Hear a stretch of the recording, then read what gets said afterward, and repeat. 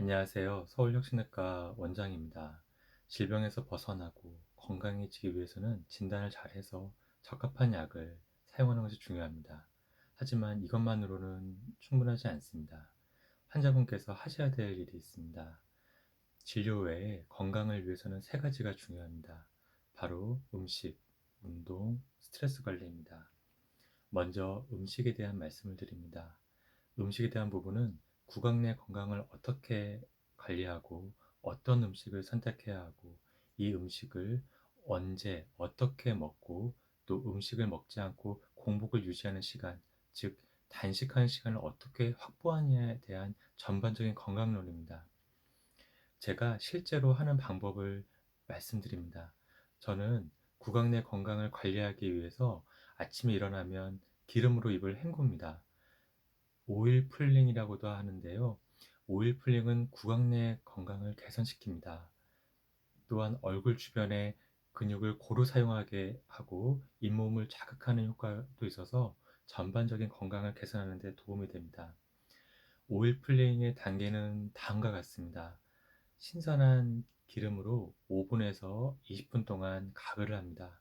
참기름, 들기름, 코코넛 오일 또는 올리브 오일 중 하나를 준비하시고 얼은 한 수저만큼 떠서 입에 넣습니다.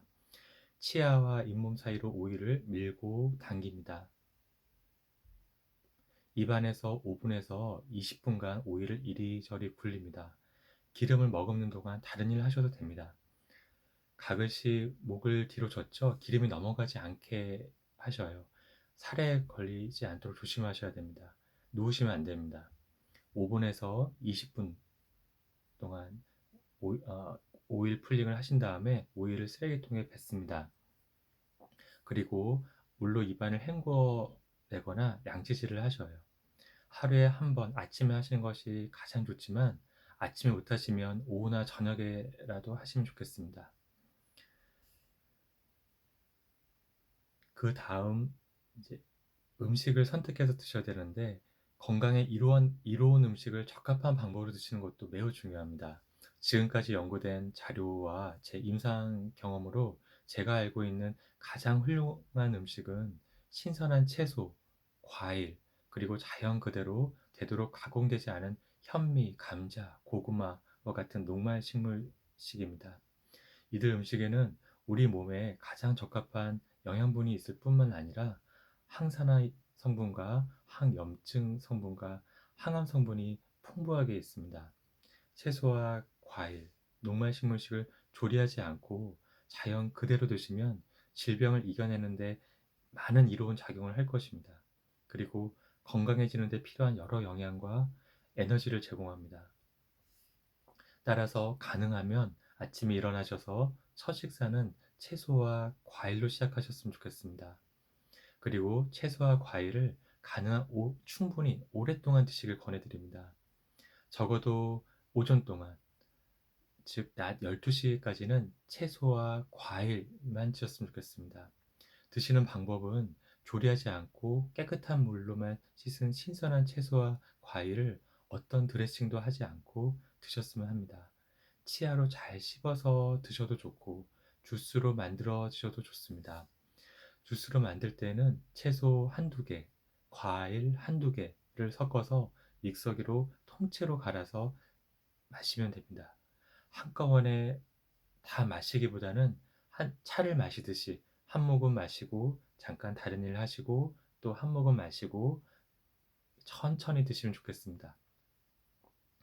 권장하는 채소는 샐러리, 케일, 시금치, 아스파라거스와 같은 녹색 잎채소와 당근과 같은 뿌리채소입니다.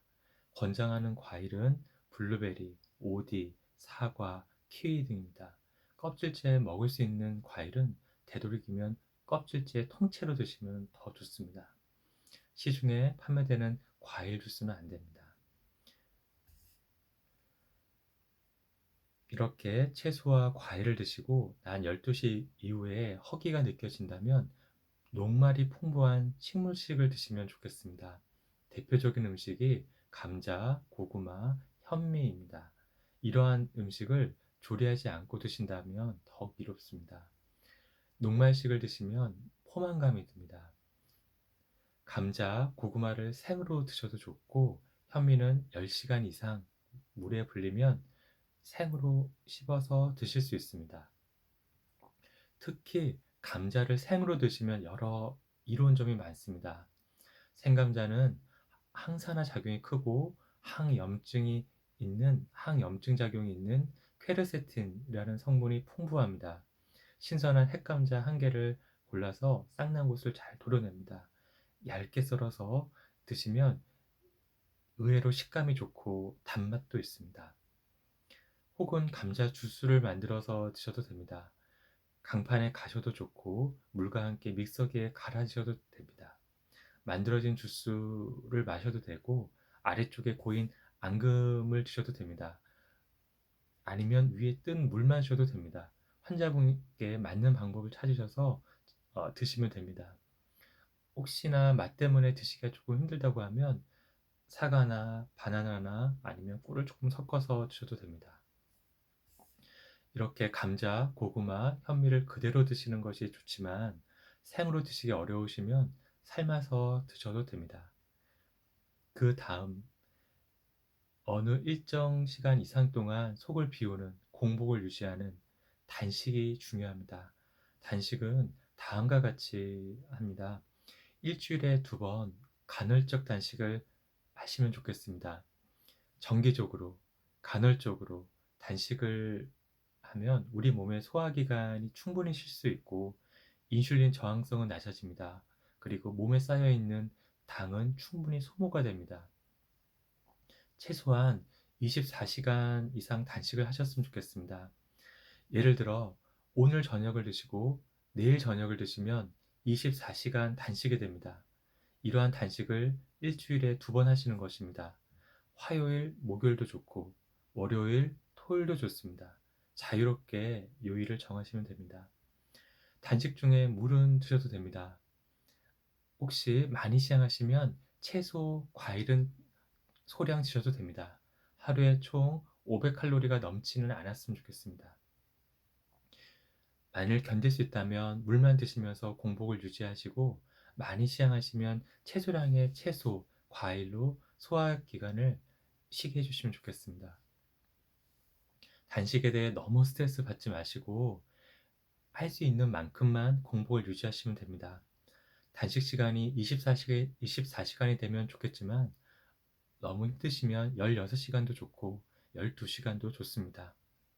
이러한 식사에 어느 정도 익숙해지면 3개월에 한 번씩은 3일 정도 채소와 과일만 드시면 좋겠습니다. 즉, 3일간의 단식은 몸속에서 조금 더 근본적인 변화가 일어날 수 있게 합니다. 즉, 건강을 위한 질적인 변화와 양적인 변화가 함께 일어날 수 있습니다. 최근 연구에 의하면 3일가량의 단식으로 면역 체계가 완전히 재생할 수 있다고 합니다.